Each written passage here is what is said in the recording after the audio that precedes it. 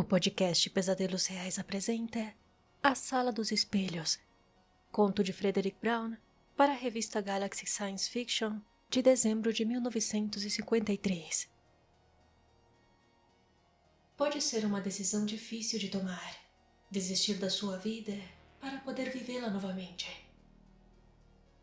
A seguinte sinopse nos apresenta o problema principal do conto Sala dos Espelhos. Intitulado originalmente como Hall of Mirrors, a história nos leva a imaginar o crescente pavor de um homem ao se encontrar preso em um quarto desconhecido, tendo que tomar uma importante decisão que poderia mudar o seu futuro e o de toda a humanidade, nos deixando muito no que pensar esta noite.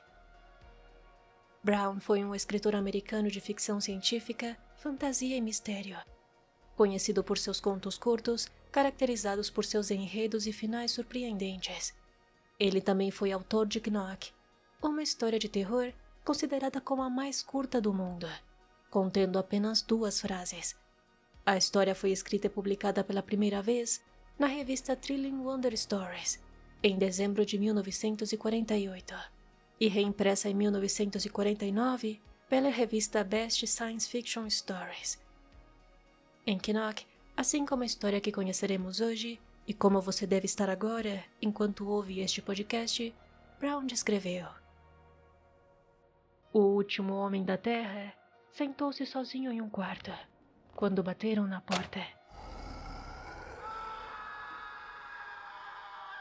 Então, sem mais delongas, fique confortável, coloque os fones de ouvido e prepare-se para mais um tributo à era de ouro das revistas pulp.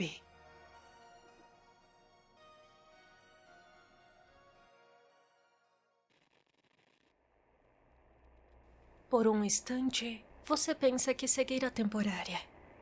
Essa escuridão súbita que surge no meio de uma tarde ensolarada. Sim, deve ser cegueira, você pensa. Será que o sol que o bronzeava se apagou do céu de repente, o deixando na completa escuridão? Então os nervos do seu corpo lhe dizem que você está de pé, enquanto há apenas um segundo você estava sentado confortavelmente, quase reclinado, em uma cadeira de lona, no pátio da casa de um amigo, em Beverly Hills. Você estava conversando com Bárbara, sua noiva, e você estava olhando com admiração para ela, que vestia um maiô com sua pele dourada sobre a luz do sol brilhante. Ela estava linda. Você usava calções de banho, mas agora você não o sente em você. A leve pressão do cós elástico não estava mais ali contra sua cintura. Então você toca com suas mãos nos seus quadris, percebendo imediatamente que você está nu e em pé. O que quer que tenha acontecido com você é mais do que uma mudança para a escuridão ou para uma cegueira súbita. Você ergue suas mãos, tateando à sua frente. Elas tocam uma superfície lisa e plana. Era uma parede. Você as abre e cada mão alcança um canto. Então você gira lentamente, encontrando uma segunda parede, depois uma terceira e depois uma porta. Você está em um armário de cerca de 1,20 m de largura. Sua mão encontra a maçaneta da porta.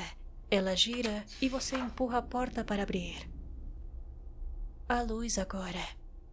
A porta se abriu para um quarto iluminado. Um quarto que você nunca viu antes. Não era grande, mas era agradavelmente mobiliado, embora os móveis sejam de um estilo estranho para você. A modéstia o faz abrir a porta cautelosamente até o fim. Mas não há ninguém além de você naquele quarto. Você entra lentamente, virando-se para olhar para trás, para o armário que agora está iluminado pela luz do quarto. O armário é e não é um armário. Tem o tamanho e a forma de um, mas não contém nada. Nem um único gancho, nem um varão para pendurar as roupas, nem prateleiras. É um espaço vazio de paredes lisas de 1,20 m por 1,20 m. Você fecha a porta e fica olhando ao redor do quarto. Tem cerca de 3,60 m por 4,80 m.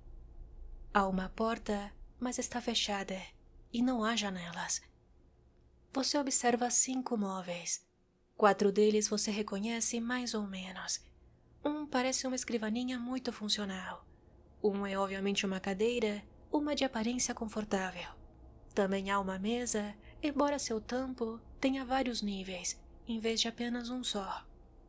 Outro é uma cama, ou um sofá. Também há algo reluzente que está dobrado sobre ele. Você se aproxima e o examina. Era uma peça de roupa. Como você ainda está nu, você a veste. Os chinelos estão parcialmente debaixo da cama, ou sofá, e você desliza seus pés neles. Eles servem perfeitamente, e parecem tão quentes e confortáveis como nada que você já usou antes. Parece lã de cordeiro, porém mais macia. Você está vestido agora. Então, você olha para a porta.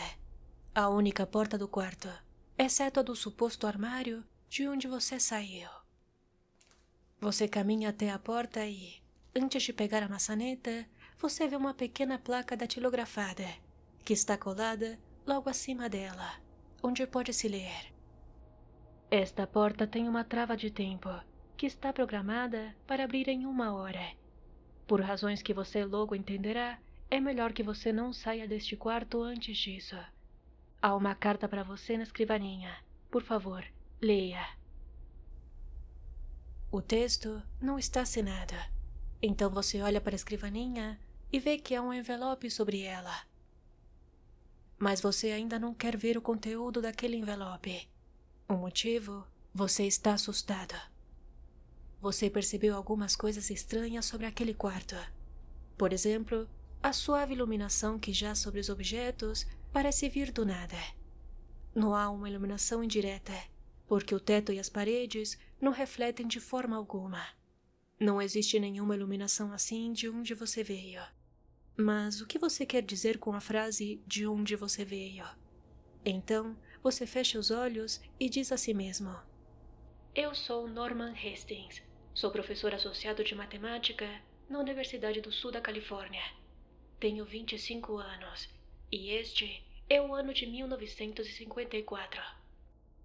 Você abre os olhos e olha novamente. As pessoas não usam esse estilo de móveis em Los Angeles ou em qualquer outro lugar que você conheça, em 1954. Aquela coisa ali no canto, você nem consegue adivinhar o que é.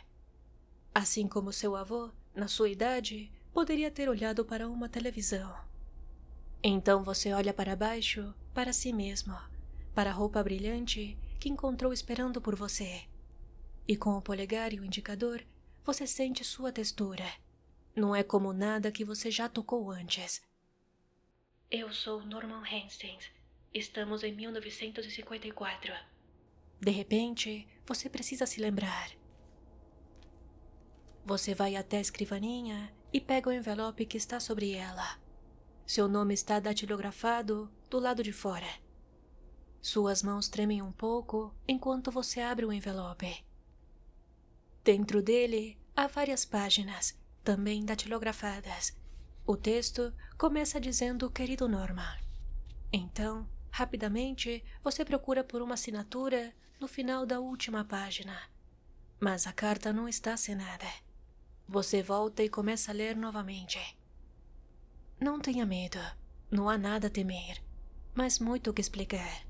Há muito que você deve entender antes que a trava do tempo abra aquela porta. Há muito que você deve aceitar e obedecer. Você já percebeu que está no futuro, ou no que, para você, parece ser o futuro.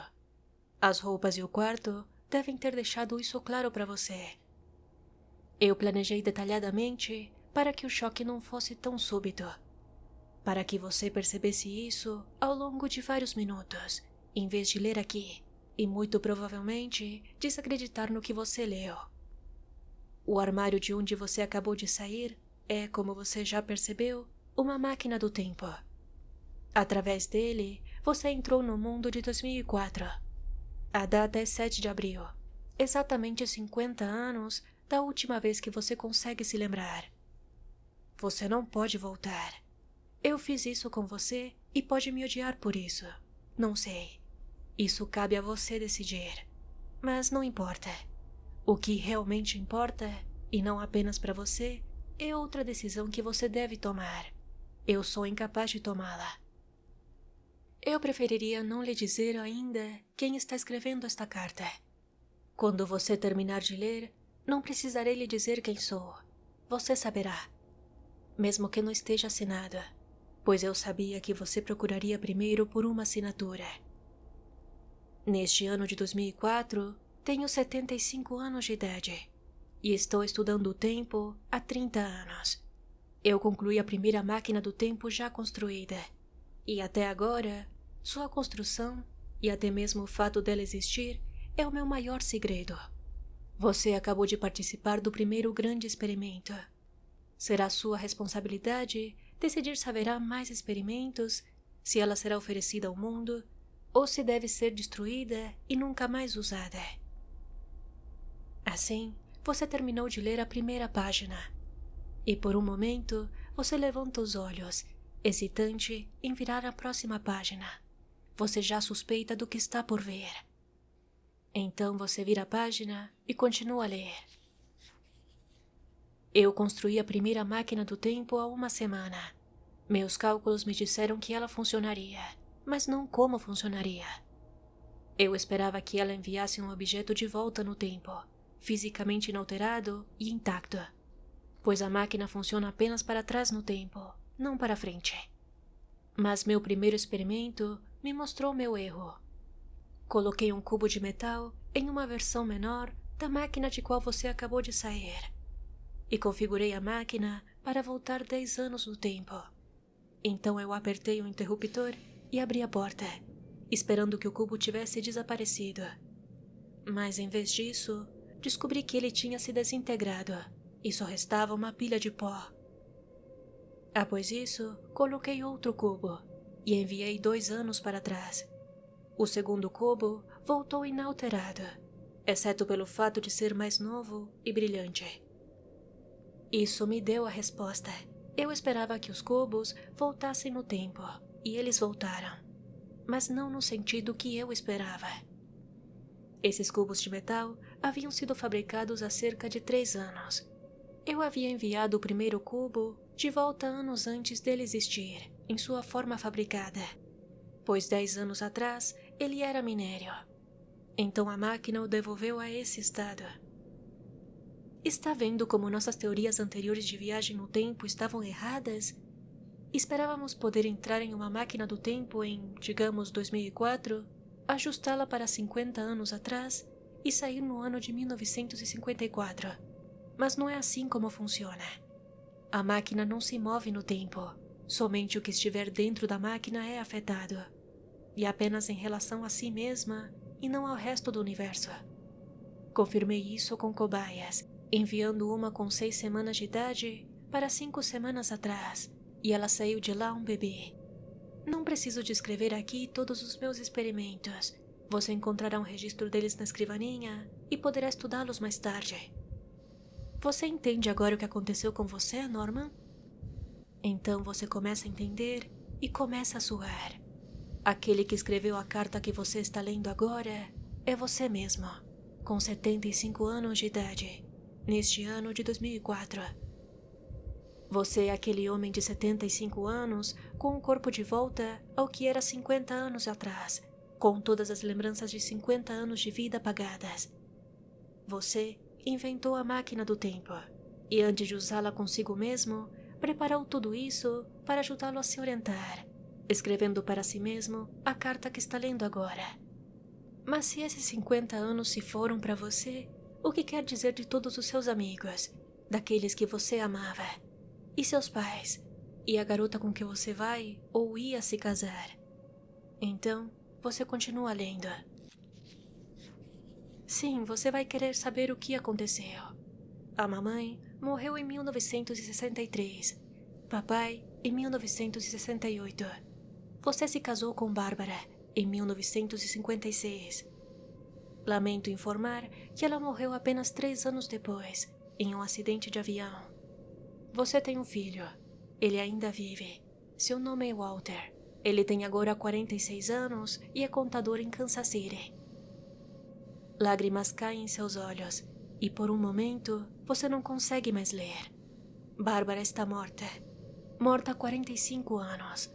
E apenas alguns minutos, em um tempo subjetivo, você estava ao lado dela, sentado sob o sol forte em um pátio em Beverly Hills.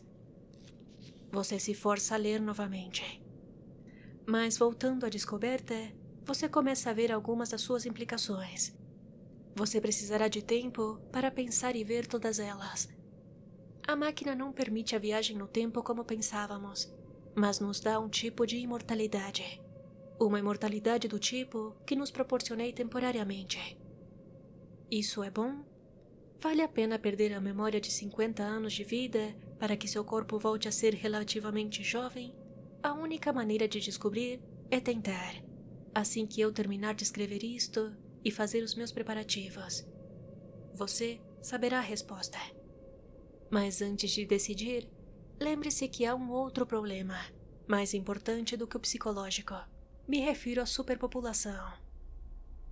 Se nossa descoberta for dada ao mundo, e se todos que estão velhos ou morrendo pudessem se tornar jovens novamente, a população quase dobrará em cada geração. Nem o mundo, nem mesmo nosso país relativamente esclarecido, estaria disposto a aceitar o controle compulsório de natalidade como uma solução plausível. Dê isso ao mundo, como o mundo está hoje em 2004, e em uma geração haverá fome, sofrimento e guerra. Talvez um colapso completo da civilização. Sim, chegamos a outros planetas, mas eles não são adequados para a colonização. As estrelas podem ser nossa resposta, mas estamos muito longe de alcançá-las. Quando chegarmos um dia, os bilhões de planetas habitáveis que devem estar lá fora serão nossa resposta, nossa sala de estar. Mas até lá, qual é a resposta? Destruir a máquina? Mas pense nas inúmeras vidas que ela pode salvar, no sofrimento que ela pode evitar. Pense no que isso significaria para um homem que está morrendo de câncer. Pense. Você termina de ler a carta e a coloca no chão.